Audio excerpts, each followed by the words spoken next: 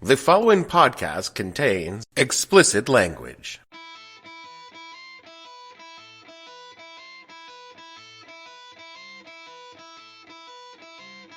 Hello and welcome to a special edition of the What the Hell Were You Thinking Podcast. I'm your host, Dave Bledsoe. This is a quick reaction episode to the breaking news that contains fewer jokes, no drops, and brutally honest assessments of how fucked we are right now. So I give to you Special Edition 10, Inflection Point. Stay tuned. Science applied to life. Ruth Bader Ginsberg has died, a scholar and a lawyer who became an icon. She designed and led the fight for women's rights in the 1970s and subsequently served 27 years on the U.S. Supreme Court. She died last night at the age of 87 of complications from metastatic cancer of the pancreas. I woke up this morning at 4:30 a.m. because that is a thing I'm apparently doing now. And as I blearily made coffee, I glanced at my phone to see all the robberies and shootings in my neighborhood overnight, because if I'm going to be horrified the first thing in the morning, I at least want to be horrified by things in my immediate vicinity. Waiting for my coffee to brew, I sat down and opened the news to see the headline, quote, McConnell vows Senate will hold vote on Ginsburg replacement, unquote. This wandered around my brain looking for something to connect with, since I had a firm commitment to go offline for news on Friday evenings and listen to music while I drink whiskey. I had not seen the news in well over 12 hours. I closed the news app on my phone, more or less assumed that this was some kind of McConnell blustering bullshit, since the last thing I knew, Ruth Bader Ginsberg was still alive. I was halfway through my coffee before my brain latched onto the idea that maybe I should read the rest of the fucking news, and thus I discovered that Justice Ginsburg was in fact no longer alive. There are better writers and public speakers far more qualified to give the words to the accomplishments of Ruth Bader Ginsburg's life than I could ever do. Suffice it to say that among the pantheons of righteous warriors for freedom and democracy, RBG's star will burn bright. She's considered a fighter for the rights of women, but Justice Ginsburg didn't see it that way exactly. She considered the fight for women's rights as part and parcel of a fight for everyone's rights. And that's a mighty legacy to leave to the world. My only other thought on this is the profound sadness I feel, not just at her loss to all of us, but also for how her life and death will be overshadowed by what's to come. It's a shitty elegy to have your death eclipsed by the existential threat to a nation, and yet, here we are. Because we are at a genuine moment of existential threat to the United States of America. Not the chronic threat of inequality or the chronic threat of the creeping fascism of Donald Trump, but an acute crisis that could and very likely will tear apart the last remaining fragile threads holding this battered and broken republic together.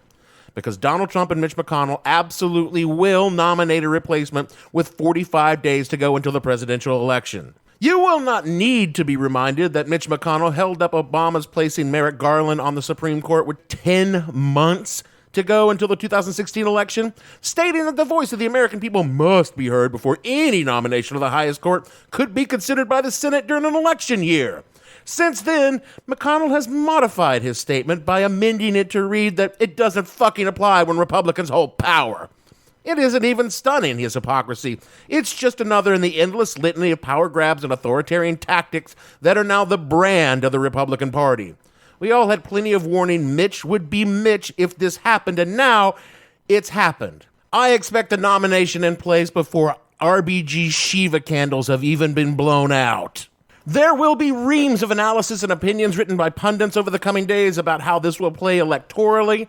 Already today, I've read a dozen articles and listened to half a dozen podcasts where the ramifications were examined, how the endangered Senate majority would be on life support if nominations proceed before the election, or inversely, it would galvanize the GOP base to turn out in support of a locked conservative majority on the court, or how it would rile the Democrats to turn out and sweep the entire election blue, how Biden should stack the court, or how he would never stack the court because Joe Biden wouldn't do that, how Susan Collins will react, how Mitt Romney will vote against egregious violations of norms. Would Lindsey Graham, already in danger of losing his Senate seat, hold to his word on how he would never let an appointment go through if the Republican president was in office during an election year? Do the numbers change if McConnell goes forward in a lame duck session? I've read more math on Senate votes than I did the summer I had to get a math tutor to graduate 6th grade. And all I could think was how tenuous a thread democracy dangles upon when we come down to trusting Republicans not not to do the one thing they want more than anything in the world: lock in a decades-long conservative majority on the court. How grim our future is when it depends on Lindsey fucking Graham to do the right fucking thing. There's a concept in mathematics called an inflection point.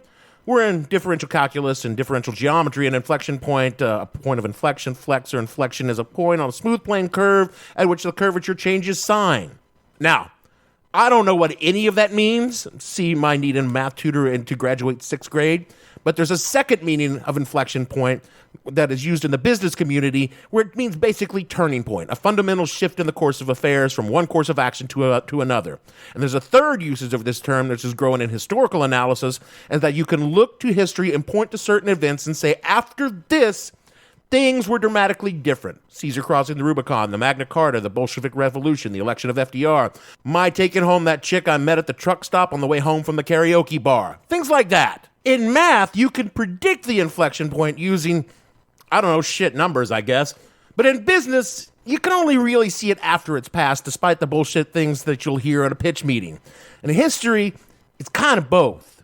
You can predict based on observations at the time when an inflection point is occurring, but you can't know until after it happens. The death of Ruth Bader Ginsberg and what happens with her replacement is very likely to be the inflection point for democracy in the United States.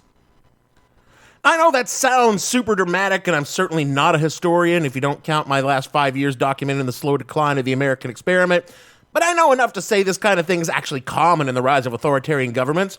You can go through the rise of any dictator and point to the inflection point that allowed them to take control of a free people. You probably haven't heard of the Enabling Act. Don't feel bad, we don't teach history in this country anymore, and it was never flashy enough to make all the good movies, but it was the inflection point that allowed Adolf Hitler to become the loathsome scamp we all know and hate. From the U.S. Holocaust Museum website, quote, "The Enabling Act allowed the Reich government to issue laws without the consent of the Germany's parliament, laying the foundation for the complete Nazification of German society. The law was passed on March 23, 1933, and published the following day. Its full name was the Law to Remedy the Distress of the People and the Reich. Since the passage of this law depended on a two-thirds majority vote in parliament, Hitler and the Nazi Party used intimidation and persecution to ensure the outcome they desired. They prevented all 81 communists and 26 of the 120 social democrats from taking their seats, detaining them in so-called protective detention in Nazi-controlled camps. In addition, they stationed SA and SS members in the chamber to intimidate the remaining representatives and guarantee their compliance. In the end, the law passed with more than the required two-thirds majority, with only social democrats voting against it. The Supreme Court did nothing to challenge the legitimacy of the measure.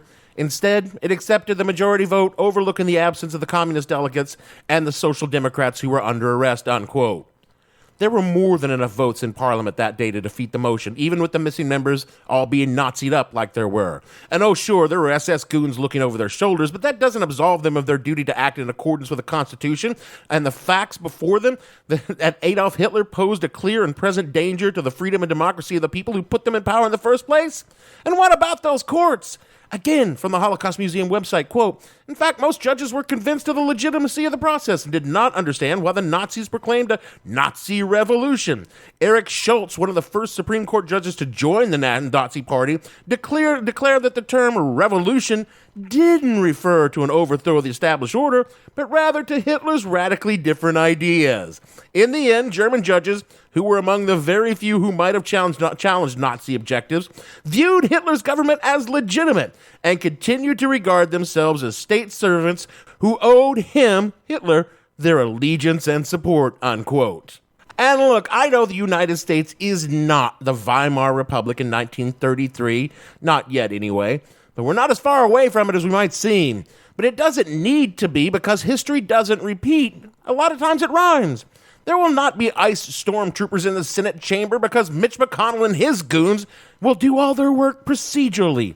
Nor will they dismantle our system of government overnight like Hitler effectively did. It will be a slow deconstruction. It's chaos and despair builds under years of dysfunctional leadership. Whomever is elected this year, and frankly, put in an arch-conservative on the court, could very well decide the election.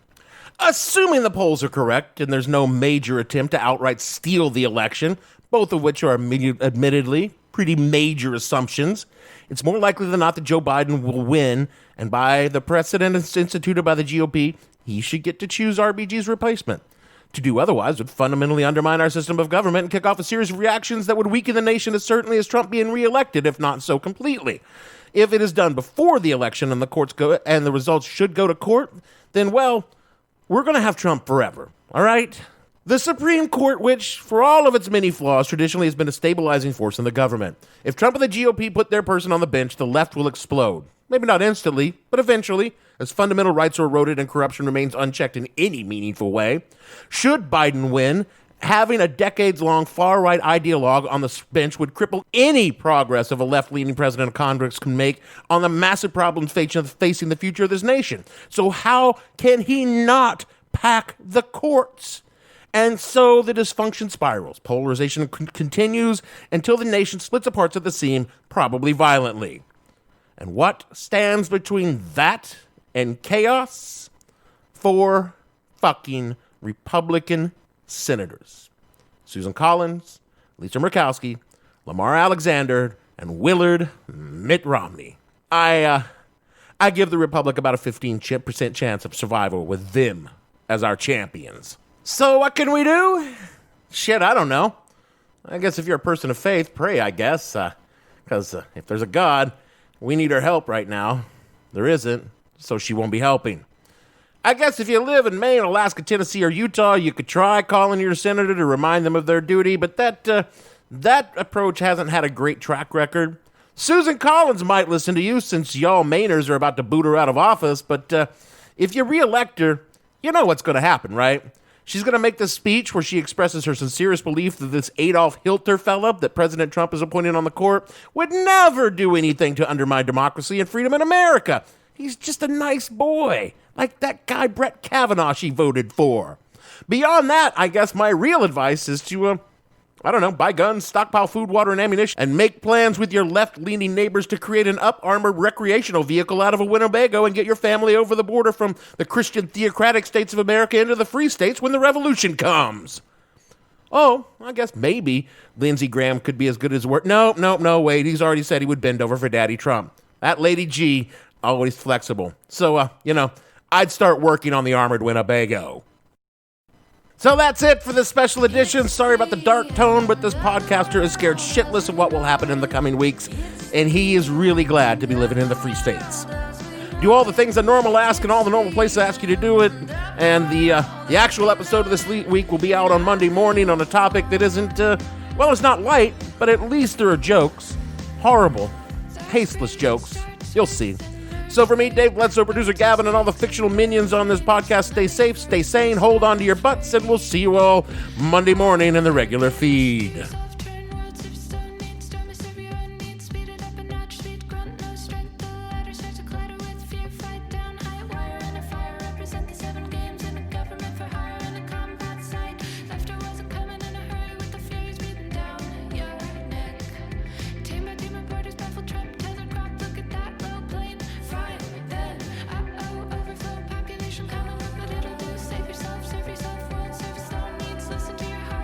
What the Hell Were You Thinking stars Dave Bledsoe and features Gavin St. James and several fictional minions. The show is produced by Kimberly Steele and a part of the Seltzer Kings Podcast Network.